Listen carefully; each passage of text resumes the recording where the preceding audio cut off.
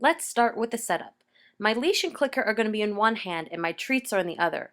The hand with the treats is always going to stay up at home base on my abdomen unless I'm putting treats in my dog's mouth. I'm not luring.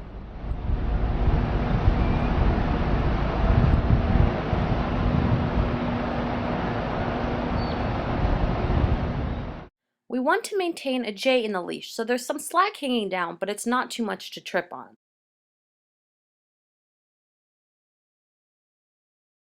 We're going to use a high rate of reinforcement of one step, one treat to shape the loose leash walk. To prevent the dog from immediately pulling, our initial steps are going to be backwards with the dog walking into a front position.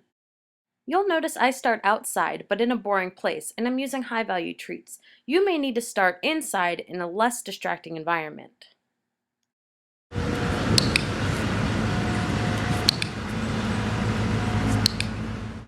I'm taking a step back and waiting for Loki to take a step towards me. As soon as he takes that step forward, I'm going to click and put the treat down in front of me. Things to notice. My hand comes back to home base after every treat. I only take one step at a time. I keep a quick pace. There's a constant J in the leash, and I click when he takes the first step.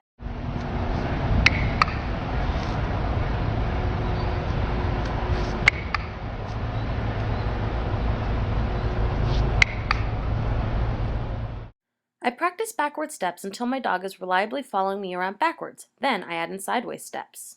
To set up, pick what side you want your dog to walk on. Then put the leash and clicker in the opposite hand. An easy way to remember is that the dog and cookies should be on the same side.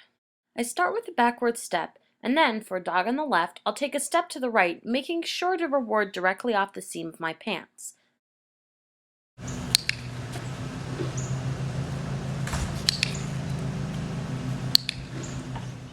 Once the pup is following me sideways nicely, I'll start becoming really unpredictable and mixing up sideways and backwards.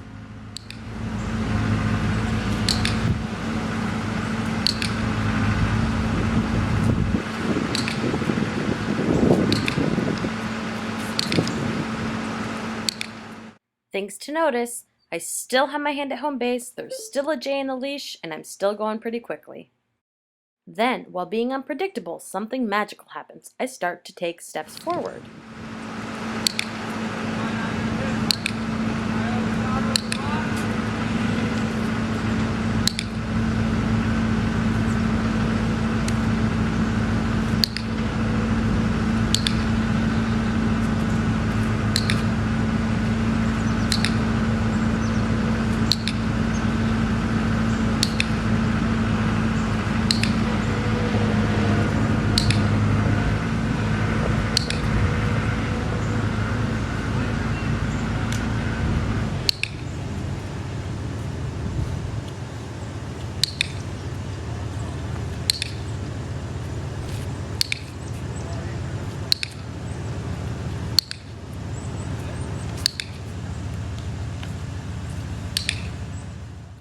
When the dog is glued to you, no matter what direction you're walking, you can start adding more forward steps in a row.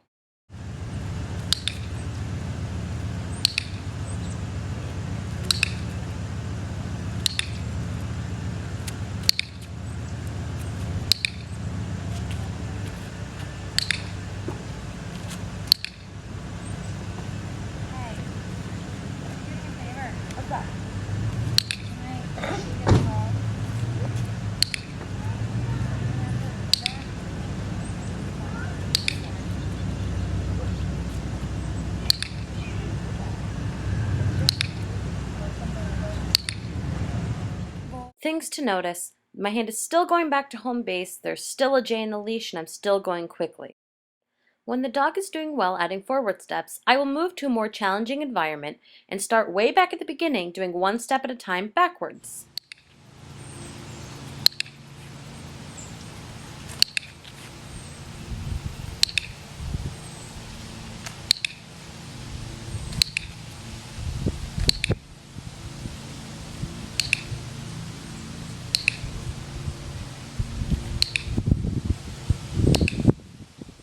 When the dog is focusing wonderfully in the new environment and there's a constant J in the leash, I'll start adding forward steps back into the repertoire.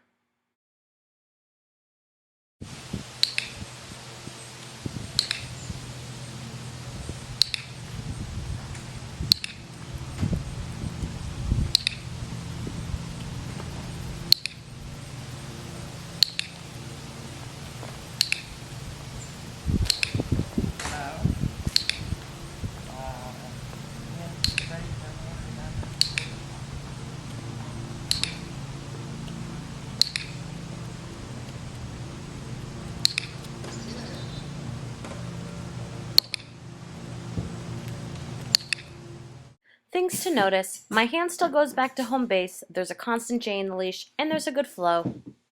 With all that going well, the next step is to go back to the boring location and work on adding more steps in between treats. Only do this when you are having success with one step, one treat.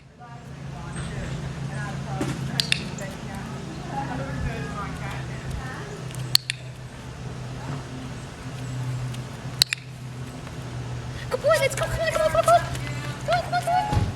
Good job. When that is going well, take that same work to a more challenging environment and start slowing the treats down a bit.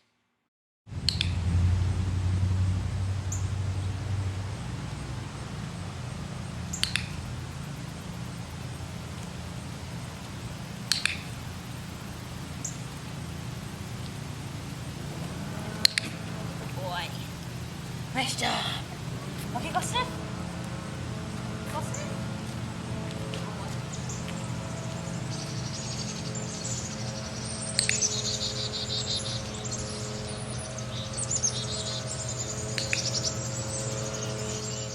I continue this process of adding more forward steps and then reducing the frequency of treats until we're walking nicely around our block with sporadic treats. But wait! What if something's going wrong?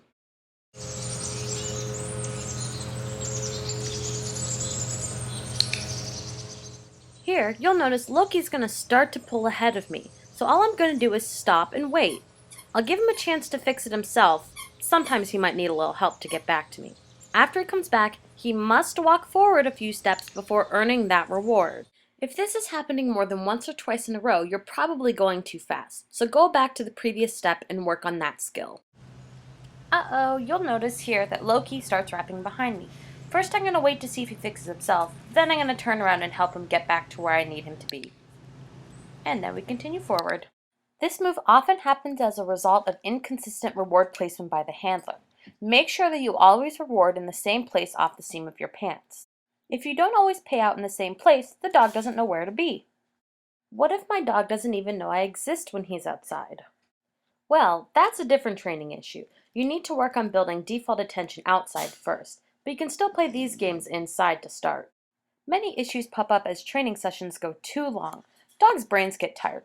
All of our bloopers happen in the latter half of our sessions, so keep it short.